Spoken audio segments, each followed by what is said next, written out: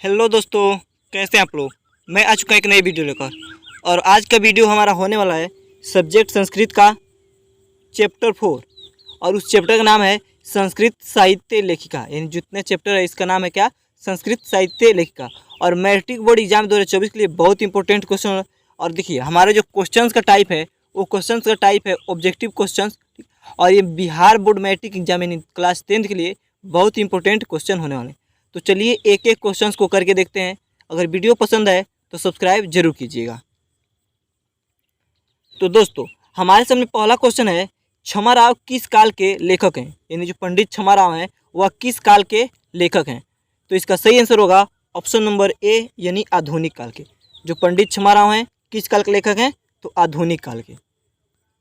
दूसरा क्वेश्चन देखते हैं, पुरुषों और नारियों के सहयोग से किसकी गाड़ी चलती है। बहुत इंपॉर्टेंट क्वेश्चन है कि पुरुषों और नारियों के सहयोग से किसकी गाड़ी चलती है। तो इसका सही आंसर हो जाएगा ऑप्शन नंबर डी यानी समाज की। पुरुषों और नारियों के सहयोग से किसकी गाड़ी चलती है, तो समाज की गाड़ी चलती है। चलिए तीसरा क्वेश्चन देखते हैं, कंपन राय की रानी कौन थी। यानी जो कंपन राय थे राजा, उनकी रानी कौन थी। तो इसका सही आंसर हो जाएगा ऑप्शन नंबर सी यानी गंगा देवी थी।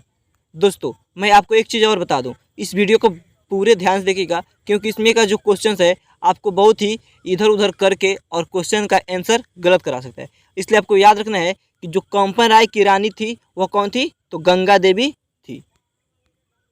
चलिए 4 नंबर क्वेश्चन देखते हैं, इंद्राणी का वर्णन किस वेद में है। जो इंद्राणी है उसका वर्णन किस वेद में है। तो इसका सही आंसर हो जाएगा ऑप्शन नंबर सी यानी साम वेद में। किस वेद में है, साम वेद में। चलिए 5 नंबर क्वेश्चन देखते हैं, मीरा लहरी की लेखिका कौन है। बहुत ही इंपॉर्टेंट क्वेश्चन है कि जो मीरा लहरी है उसकी लेखिका कौन है। तो इसका सही आंसर हो जाएगा ऑप्शन नंबर डी यानी पंडित छमाराव। मीरा लहरी की लेखिका कौन है, पंडित छमाराव। चलिए 6 नंबर क्वेश्चन देखते हैं, संस्कृत साहित्य लेखिका पाठ में किसके महत्व का वर्णन किया गया है। यानी जो संस्कृत साहित्य लेखिका पाठ है इसमें किसके महत्व का वर्णन किया गया है। तो इसका सही आंसर हो जाएगा ऑप्शन नंबर डी यानी औरतों के महत्व का क्या किया गया, इसमें वर्णन किया गया। क्योंकि दोस्तों यहाँ पर आप देखिए पाठ का नाम ही क्या दिया है, संस्कृत साहित्य लेखिका। यानी लेखिका मतलब क्या हुआ, लेखक मतलब पुरुष होता है और लेखिका मतलब स्त्री। इसलिए इसमें क्या होगा, स्त्री का बोध किया गया यानी औरत का बोध किया गया है। चलिए 7 नंबर क्वेश्चन देखते हैं, आधुनिक संस्कृत साहित्य लेखिका में कौन प्रसिद्ध है। बहुत इंपॉर्टेंट क्वेश्चन है कि जो आधुनिक संस्कृत साहित्य लेखिका है इसमें कौन है जो प्रसिद्ध है। तो इसका सही आंसर हो जाएगा ऑप्शन नंबर ए यानी पंडित छमाराव।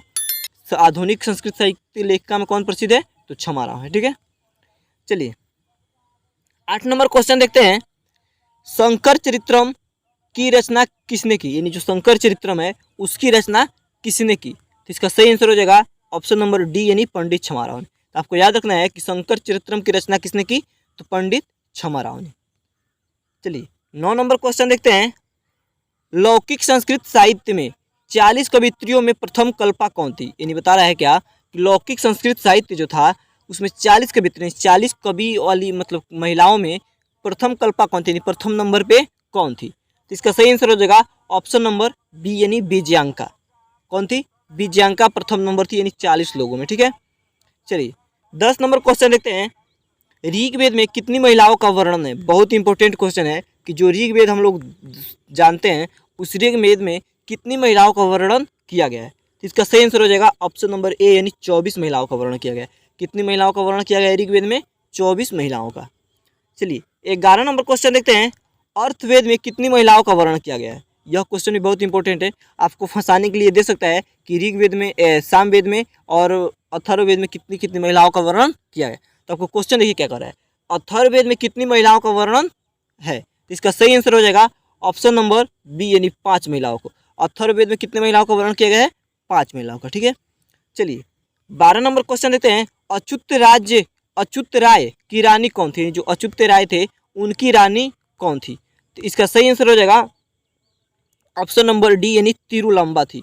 कौन थी, अच्युत राय की रानी कौन थी, तिरुलंबा थी। और यह क्वेश्चन बहुत इंपॉर्टेंट क्वेश्चन है क्योंकि अच्युत राय जो उनकी रानी के बारे में पूछता है कि उनका नाम क्या था, तिरुलंबा नाम था। ठीक है। चलिए 13 नंबर क्वेश्चन देते हैं, किस युग में मंत्रों की दर्शिका ने केवल ऋषि बल्कि ऋषिका भी थी। ये नहीं बता रहा है, क्वेश्चन देखिए क्या कर रहा है, किस युग में मंत्रों की दर्शिका ने केवल ऋषि बल्कि ऋषिका भी थी, यानी केवल ऋषि नहीं बल्कि ऋषिका भी थी, यानी किस युग के मंत्रों के दर्शिका में। ठीक है, तो इसका सही आंसर हो जाएगा ऑप्शन नंबर सी, यानी वैदिक युग में। किस युग में? वैदिक युग में, यानी केवल ऋषि नहीं थे, उनके साथ साथ क्या थी? ऋषिका भी थी। ठीक है, चलिए 14 नंबर क्वेश्चन देखते हैं। याज्ञवल्क्य ने अपने पत्नी को क्या शिक्षा दी? बहुत ही इंपॉर्टेंट क्वेश्चन है और ये क्वेश्चन बार बार पूछता है कि याज्ञवल्क्य जो थे वो अपनी पत्नी को क्या चीज़ की शिक्षा दिए थे। तो इसका सही आंसर हो जाएगा ऑप्शन नंबर डी, यानी आत्मतत्व की शिक्षा दिए थे। क्या चीज़ की शिक्षा दिए थे? आत्मतत्व की शिक्षा दिए थे।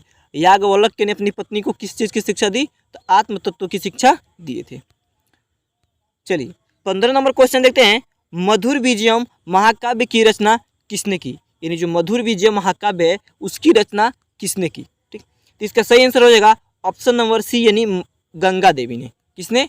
गंगा देवी ने मधुर विजय महाकाव्य उसकी रचना की। चलिए 16 नंबर क्वेश्चन देखते हैं।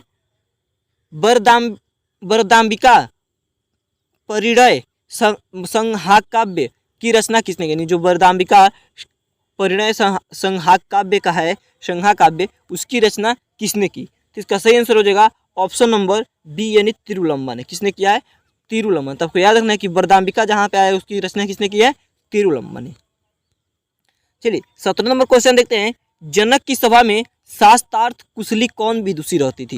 यानी जनक की जो सभा थी उसमें शास्त्रार्थ कुशली कौन विदुषी रहती थी? कौन विदुषी थी जो वहाँ पे रहती थी? तो इसका सही आंसर हो जाएगा ऑप्शन नंबर बी, यानी गार्गी। और यह क्वेश्चन बहुत ही इंपॉर्टेंट क्वेश्चन है क्योंकि पूछता है क्या कि जो जनक की सभा में शास्त्रार्थ कुशली विदुषी कौन रहती थी? तो गार्गी रहती थी।